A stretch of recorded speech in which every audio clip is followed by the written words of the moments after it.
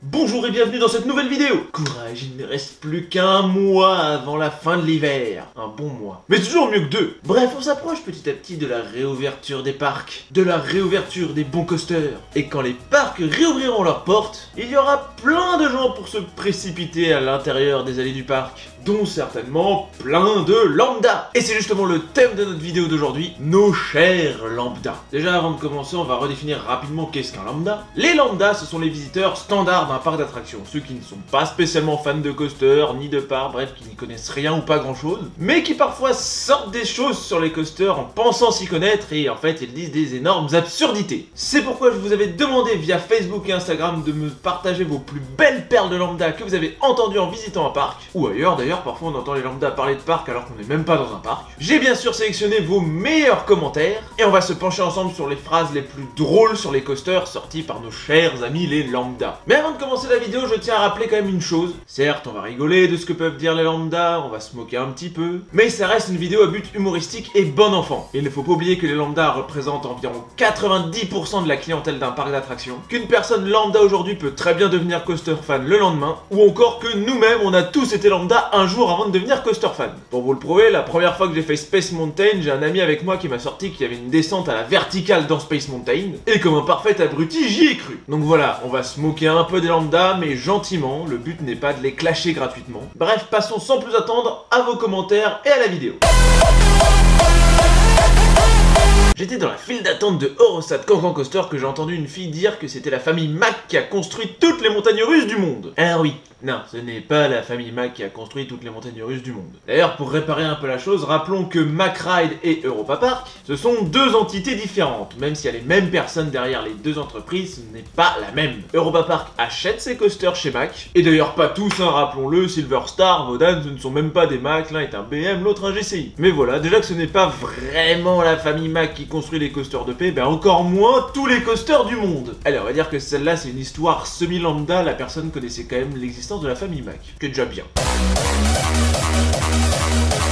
Les parcs construisent leurs propres coasters. Ah, ça encore, c'est faux. Mais je pense qu'il y a plein de personnes qui doivent se dire ça, que ce sont les parcs qui construisent eux-mêmes leurs attractions. Même moi, quand j'étais gamin, j'ai dû y croire à ce genre d'histoire. Alors que bien évidemment, non, les parcs ne construisent pas leurs propres attractions. Il y a bien sûr des sociétés spécialisées là-dedans, on en a déjà parlé, BM, Intamin, Mack. Quoique, il y a quand même quelques cas exceptionnels. Bon, vraiment très exceptionnels. Si on prend l'exemple de Cannibal à Lagoon, c'est bien le parc lui-même qui a conçu et dessiné le layout. Après, la construction en tant que telle du coaster a été sous-traitée. Quelqu'un a dit que tu ne peux pas comparer EGF et Silver Star en termes de sensation. Silver Star monte beaucoup plus haut et va plus vite, donc ça fait plus peur. Ah, c'est vrai que plus un coaster est haut, plus il sera forcément terrifiant. D'un point de vue lambda, ça peut se comprendre. C'est plus grand, c'est plus imposant, donc forcément... Déjà, forcément, ça va plus vite, plus c'est grand. Ça, c'est logique, et du coup, ça fait forcément plus peur. Mais on ne pense pas. Si ça peut marcher entre Silver Star et Shambhala, c'est bien Shambhala qui est plus haut que Silver Star, qui est plus impressionnant et plus intense. Dans le cas d'EGF, EGF est plus petit que Shambhala. Et pourtant, je suis sûr que EGF a plus de G, que ce soit positif ou négatif, que Shambhala. Donc plus intense encore. En fait, pour que les lambdas se rendent bien compte que la hauteur ne fait pas forcément tout dans un coaster, il faudrait mettre Black Mamba et Osiris côte à côte. Déjà, si on exclut la théma, on se rend compte que Black Mamba n'est pas si petit que ça, bien qu'il restera quand même plus petit qu'Osiris. Et que surtout c'est bien Black Mamba qui sera le plus intense des deux. L'attraction avait l'air moins grande sur YouTube, je ne monte pas. Eh ben dommage. Bah non, plus sérieusement, ça c'est pas si bête que ça, parce que c'est vrai qu'en photo ou sur YouTube, les coasters paraissent toujours plus petits, on a du mal à se rendre compte des dimensions réelles d'un coaster sur une photo ou une vidéo. Donc la remarque en tant que telle n'est pas si bête que ça. Même Goudu, je le voyais plein de fois en photo avant de le faire pour la première fois, et lorsque je suis arrivé devant et que je l'ai fait, j'ai fait ah quand même, c'est pas comme sur les photos. Bon du coup c'est dommage que la personne du coup n'ait pas osé faire l'attraction parce qu'elle était plus grande en vrai. Je sais pas sur quelle attraction c'était, mais c'est dommage quand même. J'étais à Europa Park et une fille, dans la file d'attente de Bluefire, a commencé à crier OMG, vous savez que si le wagon il s'arrête pendant le looping, votre tête elle va exploser. Oui, j'imagine la personne en train de gueuler du coup. Attends, c'est pas fini. Le meilleur c'est que après il y a sa mère qui a commencé à lui crier dessus comme quoi il fallait pas crier. Non mon dieu, si ça s'arrête pendant le looping, ça va exploser. Tu te calmes, on crie pas dans les files d'attente. Bon déjà, pour que le train de Bluefire s'arrête en plein loop, faut le faire. C'est vraiment le truc, il y a une chance sur des millions pour que ça arrive. Mais alors en plus, si notre tête devait exploser dedans... Explosions.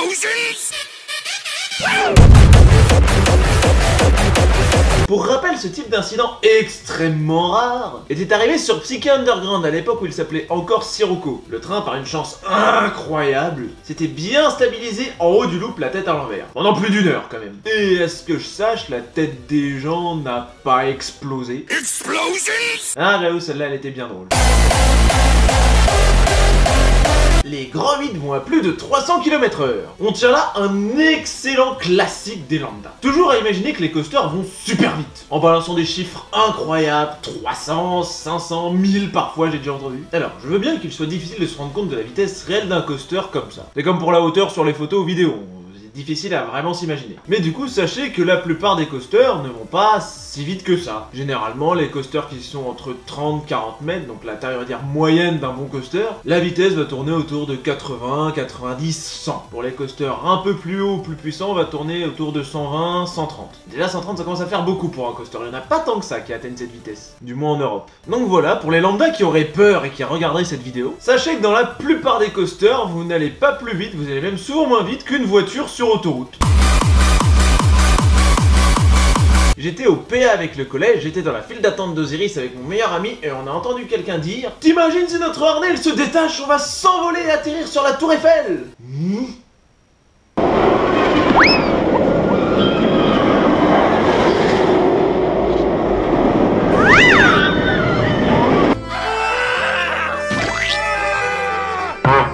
Alors oui, je veux bien que quand on soit lambda, on ait peur que notre harnais ne soit pas bien fixé. C'est un autre grand classique, il suffit qu'il y ait un peu de jeu, on a peur que ça se décroche. Je me souviens moi-même avoir eu cette peur lors de mon deuxième ride dans ma vie de Space Mountain. Il y avait un peu de jeu, je me disais merde, c'est pas bien accroché. Mais bref, la peur du harnais qui se détache quand on n'y connaît rien, c'est classique. Par contre, de là à s'envoler, et surtout jusqu'à la tour Eiffel dans le cas d'Osiris, non, parce qu'entre le parc Astérix et Paris, il y a quand même environ 45 km quoi, faut le faire de s'envoler d'Osiris jusqu'à aussi loin. Après peut-être qu'il ne parlait pas de la vraie tour Eiffel à Paris, mais de celle qu'il y a sur la place en face d'Osiris. Ce serait beaucoup plus compréhensible, mais ça impliquerait que ce genre d'événement arriverait réellement, que le harnais se décroche en plein ride. Et sur ce point-là, je vais vous rassurer tout de suite, c'est quasiment impossible qu'un harnais se décroche en plein ride.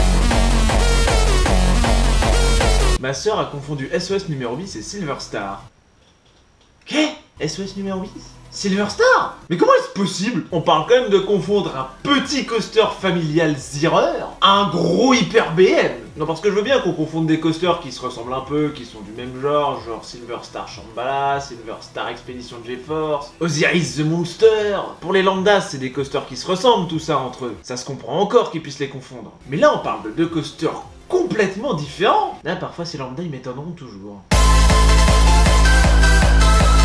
Ma sœur a dit que Goudurix c'était Osiris et que Tonnerre de Dieu s'appelait Numéro Bis. Alors Goudurix, Osiris, je veux bien encore. Deux coasters en acier, deux coasters à inversion, les deux ont à peu près la même taille. Certes, c'est pas du tout le même type de coaster, mais bon, ok. Par contre, Tonnerre de Dieu, c'est SOS Numéro Bis. Encore? D'où on confond numéro bis avec des coasters bien plus gros? Et parce que tout à l'heure on a eu le cas SOS numéro bis Silver Star, bah là avec Tonnerre de Dieu c'est pareil, c'est des coasters mais qui n'ont rien à voir. Parfois je ne comprends pas les lambdas.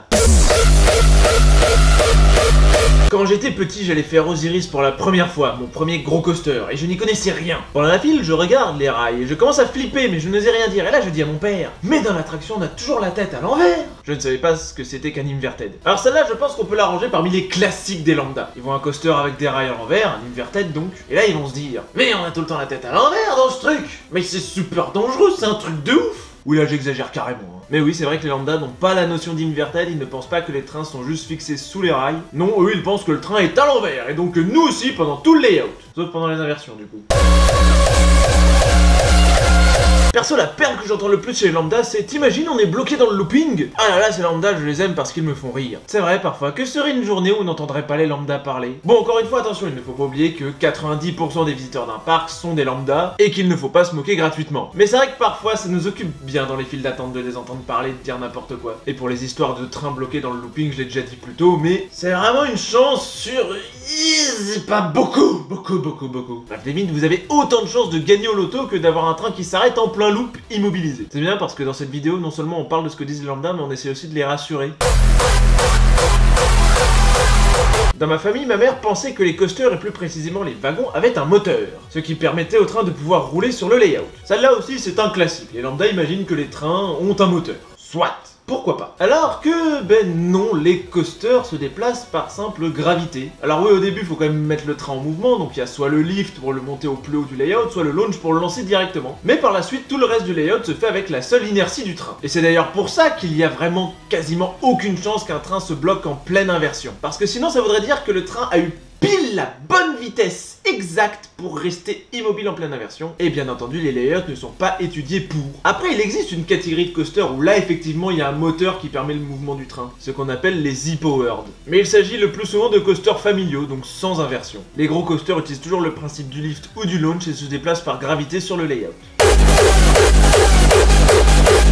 Tiens ta ceinture, sinon elle va s'ouvrir. Bon déjà, ceinture, c'est plutôt un harnais ou une barre, mais bon, ça limite, c'est pas grave. Mais surtout, je rassure encore une fois les lambda qui peuvent regarder cette vidéo, non, les barres ou les harnais ne vont pas se décrocher en plein ride. Et pas forcément besoin de la tenir pour que ça tienne non plus. Je vous rassure, les coasters sont très bien conçus de ce côté-là.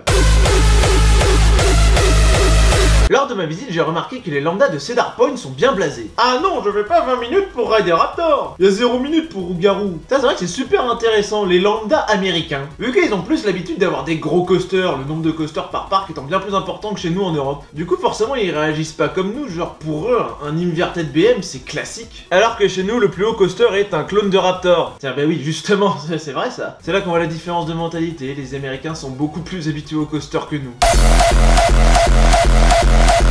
C'était à Osiris à l'avant-last, à la zone de frein avant la gare. Les gars qui sont des lambda ont adoré le ride. Ils ont parlé des 2 dernières inversions. L'un commence à parler du flat spin en disant j'ai adoré le salto. Et l'autre gars a dit ouais la vrille là elle est super puissante en parlant du zéro gérol. Alors cette histoire là je m'en souviens, j'étais là. Ça c'est une histoire qu'on a vécue ensemble presque. Alors pour les lambda c'est normal de ne pas connaître les noms d'inversions. Ça d'accord. Donc forcément ils vont dire looping, vrille, boucle, enfin plein de trucs, voilà. Mais c'est vrai que la dénomination salto pour le flat spin elle est bien drôle. Et pour la deuxième, la vrille super puissante. Là on se rend bien compte de la tendance qu'ont les lambda à exagérer. Comme si dire vrille ça ne suffisait pas. Non non non non, elle est super puissante, attention. Donc oui sur le coup ça c'était vraiment très drôle. Un airtime c'est parce que l'attraction fait que le temps s'arrête. What? Excuse-moi, il y a un truc que je saisis pas là. Donc en gros la personne pense que quand il y a un airtime on a l'impression que le temps s'arrête. Cette phrase-là me fait complètement bugger. Alors là, je ne comprends pas comment on peut avoir un tel ressenti. Souvent, les lambda, lors des airtime, ils parlent de haut le cœur ou d'impression de s'envoler. Ça, c'est normal. Mais de temps qui s'arrête. En parlant de tonnerre de Zeus, le manège il va se casser bientôt. Celle-là elle est assez classique aussi. Devant un wooden coaster, les lambda ont toujours tendance à croire que c'est pas solide, que ça va se casser en le faisant. Ça fait du bruit, ça craque, c'est pas normal, c'est super dangereux. Après sur les wooden, cette impression-là est souvent voulue. Les concepteurs savent que ça va faire du bruit, que ça va trembler, ils savent que la peur, ça va être que l'attraction se casse. Donc oui, c'est un peu stupide de croire que ça va se casser, mais c'est une impression qui est recherchée par les concepteurs de wooden. Comment le bateau fait pour suivre un chemin alors qu'il est dans l'eau? En parlant de Minière Express. Non alors ça s'appelle pas être lambda ça. Ça s'appelle être aveugle. Parce que ok, on voit des embarcations sur l'eau, je veux bien qu'on sache pas qu'il y ait des roues pour guider un minimum le bateau, ça d'accord. Mais bon, c'est quand même sur un canal qui forme un chemin bien défini. C'est pas dans une étendue d'eau ouverte. Donc je vois pas comment l'embarcation pourrait suivre un autre chemin que celui qui est dessiné. Enfin parfois les lambda je comprends pas toujours leurs remarques, enfin c'est... L'utilisation du mot jeu pour désigner les attractions. Alors là on touche un point très sensible. Comment appelle-t-on une attraction lorsqu'on ne s'y connaît pas? Parce que bon, on va pas demander à tout le monde de dire coaster, hein. Tout le monde n'est pas passionné par ce domaine. Donc forcément on va appeler ça par ce qu'on entend à côté. Donc il y a ceux qui disent montagne russe, qui disent grand 8, ok. Après tout c'est comme ça qu'on dit en français. Ensuite il y a ceux qui disent manège. Bon déjà moi j'ai un peu plus de mal avec ce terme là. Parce que pour rappel, un manège à la base ça désigne uniquement un carrousel. Et ça me fait mal de dire qu'on désigne une attraction bien plus imposante qu'un carrousel par le même terme. Mais bon, malheureusement, c'est quelque chose de classique ça, d'appeler les attractions manèges. C'est courant, on entend ça tout le temps, donc on s'y fait. Mais par contre, un jeu! Osiris, ceci est un jeu! Là, j'avoue, il y a quelque chose qui m'échappe. Je vois mal comment une attraction peut être considérée comme un jeu. Le jour où on m'a sorti que Vampire, c'était comme le gros truc bleu au parc Astérix. J'ai eu de la peine pour Osiris. Oui, ça malheureusement c'est quelque chose qu'on entend souvent. Les lambda qui ont fait les 2 parcs, Walibi Belgium et Parc Astérix, ils vont avoir une tendance à comparer Osiris et Vampire. D'un côté ça se comprend, on a deux coasters du même type, deux inverted, deux coasters qui ont presque les mêmes dimensions, deux coasters à inversion, bref il y a des points communs. Mais ça fait mal quand même parce que à rider, bah c'est pas du tout pareil. Et le pire c'est que les lambda ils vont préférer Vampire limite, ils vont dire ouais Vampire c'est plus ouf que Ziri, ça fait plus mal, c'est plus violent.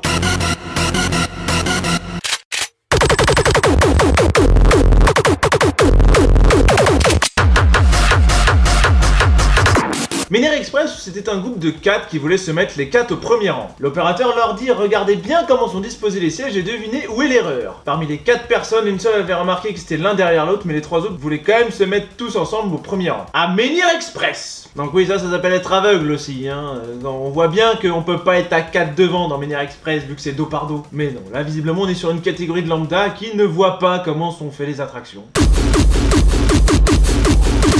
Père à son fils devant la structure en bois d'un wooden coaster, entre parenthèses Stampida. Bah non, on peut pas le faire celui-là, tu vois bien qu'il est en construction. Ah celle-là elle est pas mal, excellente même. Donc un wooden coaster, apparemment ça ressemble à un coaster qui n'est pas fini. Alors après ce que je me demande c'est est-ce que ce père et son fils, est-ce qu'ils ont vu un train passer sur le layout? Parce que là on se voit bien quand même que c'est pas en construction, c'est bien terminé. Je veux dire, il y a des trains qui passent, il y a des gens dedans, les gens crient. Ouais, je sais pas, mais elle est pas mal celle-ci, c'est original pour le coup. À la fin du Rock'n'Roller Coaster, on va repartir en arrière. Combien de fois j'ai entendu la même chose à la fin de Rock'n'Roller Coaster? Et pas que à Rock'n'Roller Coaster d'ailleurs, à Osiris pareil. Hein. Le train s'arrête sur les freins, il s'arrête parce qu'il attend qu'il y ait un autre train qui dégage la zone devant. Et là il y a tous les lambda derrière qui s'excitent. Ouais, un autre tour, on va repartir en arrière, c'est trop bien. Ouais, pourquoi? D'autant plus que c'est complètement impossible quoi. À Disneyland Paris, une famille avançait vers la Tower of Terror et ils ont fait demi-tour car ils pensaient que c'était un hôtel du parc. Ah, pas mal. Ah, pas mal du tout. Bon après je peux pas faire la blague des lambda aveugles, parce que l'air de rien la Tower of Terror est thématisée en hôtel, même si à mon sens ça se voit que c'est pas un vrai hôtel. Mais ça va, je leur en veux pas trop, c'est moins voyant par exemple que le coup des 4 personnes sur Menhir Express.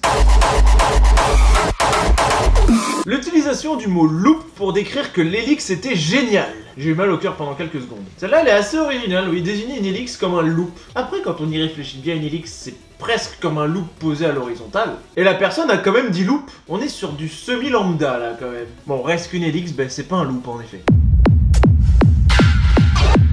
Le trait classique, c'est hyper dangereux pour la santé. Celui-là aussi, je l'ai un peu trop entendu. Non, mais arrête de le faire tout le temps, c'est dangereux pour la santé.